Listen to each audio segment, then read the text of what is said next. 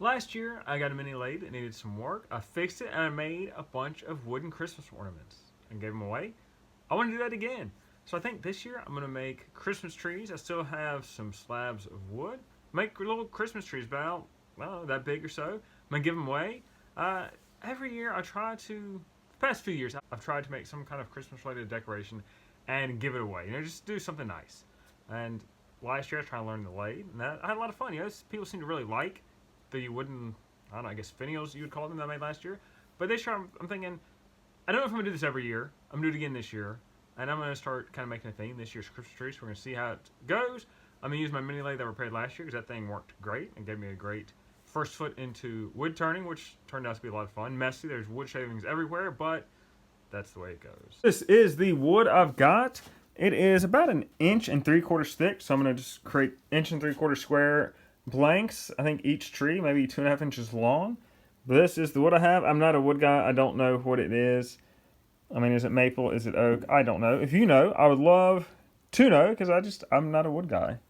I do like this dark one. I'm thinking I might, on a couple of these, maybe split them to, instead of 1.5 inches, rip them to 3/4 and then put maybe the lighter and the darker together so you have a tree that's multicolored. I think that'd be pretty cool. I don't think I'm going to do all of them. You know, I want some variety. This is the wood I've got. I'm going to turn all this into Christmas tree ornaments. And I have the hooks from last year, so that's a plus.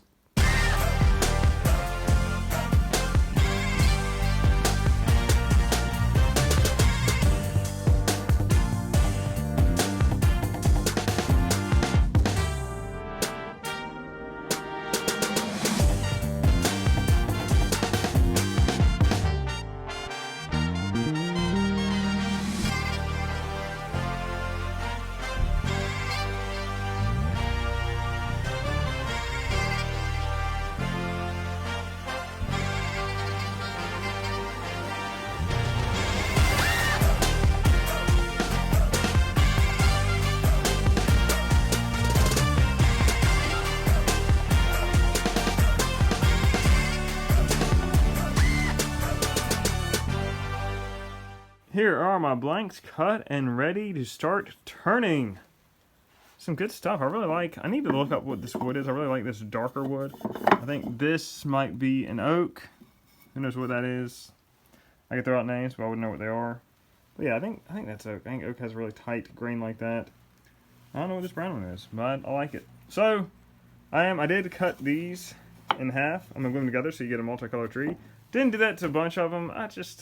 I don't have to glue up a bunch of stuff and then not be able to turn. I'm ready to turn right now, so we're going to glue those up now. I'll get a fair number like that, and we're ready to go. We're ready to start turning.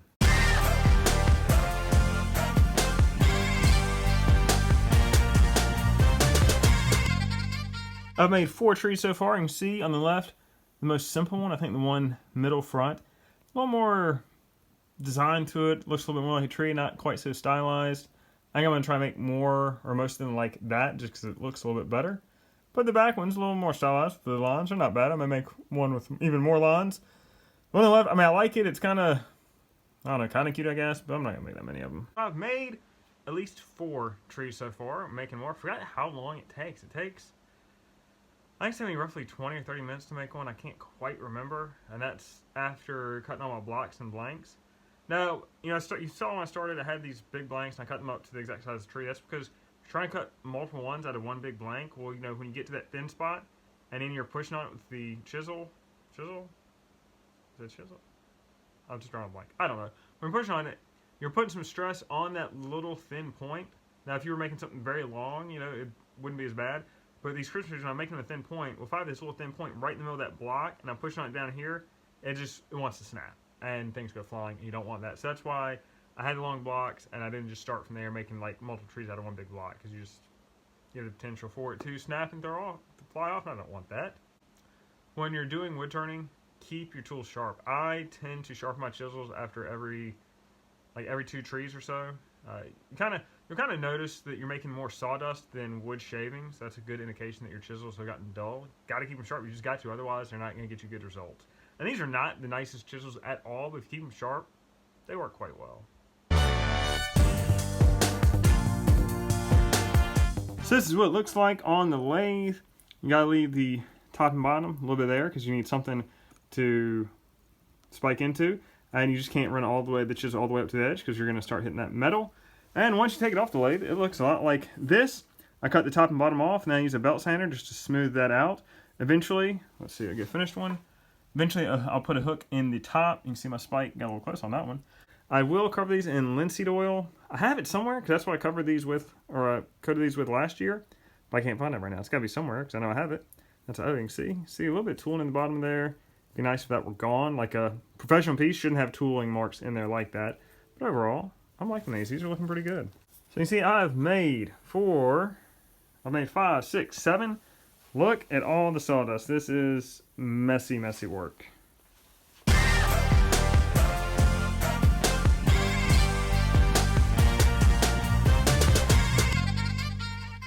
I've gotten pretty good at making these ornaments, which is handy because I need to make so many of them. So the first thing, I've made all these in blanks, 2.5 inches long, 1.5 by 1.5 square. I get my center point on each end of the block. I'll make a mark. Make a mark. It's more or less exact. We're not like down to 0.00 scale. We're close. Because the thing is, once you start spinning it, it'll work itself out. For larger pieces, you really want that center to be pretty close. For this, it's not quite as big of a deal. I usually will mark the centers on a few at a time, just economy of scale and being a little more efficient. But I've got so many that I just get bored marking centers because it's not really all that much fun. Turning is quite fun. So I'll mark a few. I'm not a knowledgeable wood person. I know just enough to be a little bit dangerous. So I know that this is oak. I know this is walnut. I'm not sure what this is. It's not oak. You can just see by the grain it's not oak. I'm wondering if it's maple. I'm not sure. If you know, let me know. Right now I'm thinking maybe a maple. But I did figure out oak, and I did figure out walnut, so I was happy with that. So once I've got the centers marked, I'll place it on the lathe. So you want to make sure to get it on the spindle. You can see the spindle has cleats. And I'll tell you why that's important. So unfortunately, this is just like a clamp type thing where it's got a clamp handle. It doesn't really screw down, so I can't get it tight enough to engage these cleats. Because what happens if you don't engage these cleats, like let's say it's just this far, well, if you encounter resistance, which would be the gouges, well, since it's not connected to the cleats, it just spins on that spindle. The whole thing spins. So this is spinning. This is not.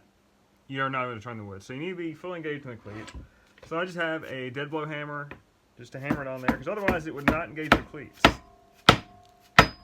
Cleats are engaged. And then I make sure to center this up on my center point. That's the whole reason I drew the center points. Once that's centered, hammer it again, because I want good engagement. And again, this little clamp handle, it just does not quite do the job. Then I'll tighten it down, because what happens is once I start tightening this, it's just pushing the whole thing back. But I know I'm engaged with the cleats, which is where I wanted to be. And so let's give it a few more whacks, just to make sure we're fully engaged. Because again, not engaged with cleats, the tool will hit the edge, just stop spinning, this just spins, does no good. Tighten this down, we're good. Now I'll spin it by hand just to make sure nothing contacts my tool rest. And nothing does. Like all these are the same size, so I know they won't. But again, do it right every time. It does not encounter it. So it is time to start spinning. I've got a 1/2 inch roughing gouge I use just to kind of get the overall shape. I have a 3/4 inch roughing gouge, but as small as these are, it doesn't really do much for me. Then I've got a 1/4 inch roughing gouge, and that's how I get the shape. I'll draw my mark of the stump. I'll draw my mark at the top of the tree, and then yeah, it's pretty easy. Like I'll draw that mark at the top, and you just come down to a point. A little bit less pressure at the top, going a little more pressure to the end to get that triangle shape. Once that shape's done, I usually make 2 or 3, maybe 4 sections in here. And again, same thing. You make your mark with the gouge, and then light pressure, heavy pressure, light pressure, heavy pressure to get in there and make that mark. So let's get to spinning.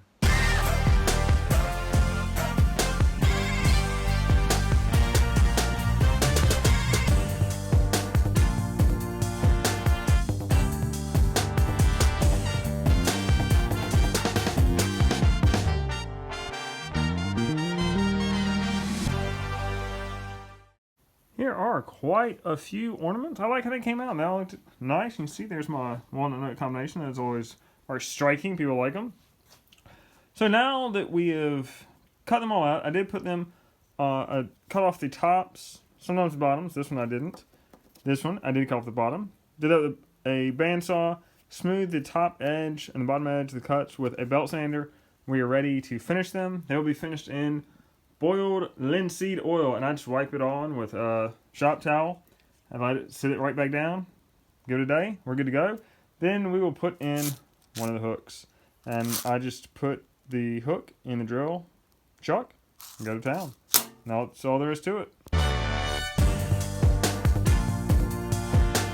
Here are a bunch of ornaments. I think it's 32. Yes, 32. I did finish them in boiled linseed oil because it brings out a nice color. It made the walnut a little dark, but it makes all the colors a little bit richer. It does make them a little yellower, a little more yellow, a little more orange. I actually like that. I like that it just gives it that warm color. I do wish the walnut was not quite so dark, but we can live with that. And now I just need to put all my hooks in it. I've got these hooks right here. I'll show you how I put them in. I got a pretty quick method to do that. So these little hooks, they are tiny. As you can see, when I do, I put it in the jaws of the chuck of my drill, tighten it down. And is it perfectly centered? No. But you know what? There's a lot of forgiveness in these ornaments drilling this thing in. And so I hold the ornament, I hold the thing, put it together. Now I need to bear down on my table. I did not get my drill chuck quite tight enough. Let's do that.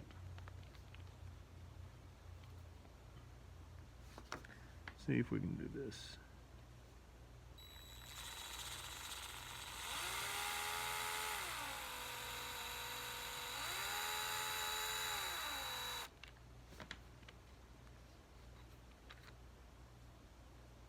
First name you see is a little off. Yes, it is.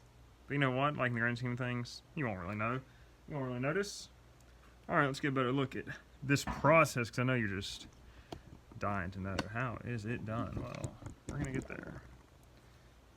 All right. I got to do this 32 times, and you know what? It's only half as many as I think I need to make. I mean, it's kind of hard to tell how many I need to make. I'm not sure that many people are going to be like, oh, I don't want this free ornament, you know? I think everybody's going to want one. Get it in the chuck as straight as I can. You see the end here. I'm just going to eyeball it. Go slowly.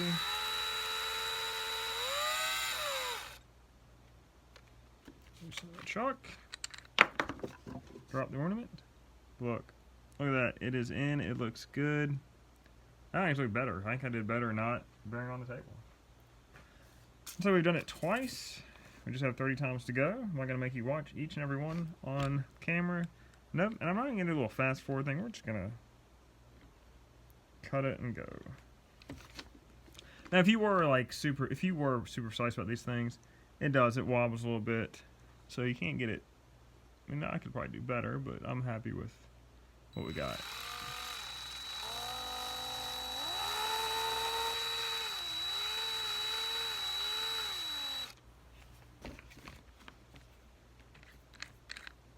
Another one down. Look at that. That looks pretty sharp. And really, these things looked okay, but you put a hook in it, and then it looks super legit. I like it. So let's do it 29 more times, and then we are done, at least this round, because we still have more rounds. I'm thinking I'm going to make 60. Is that enough to go around? Maybe not. Is it all I'm going to make? Yes, it is.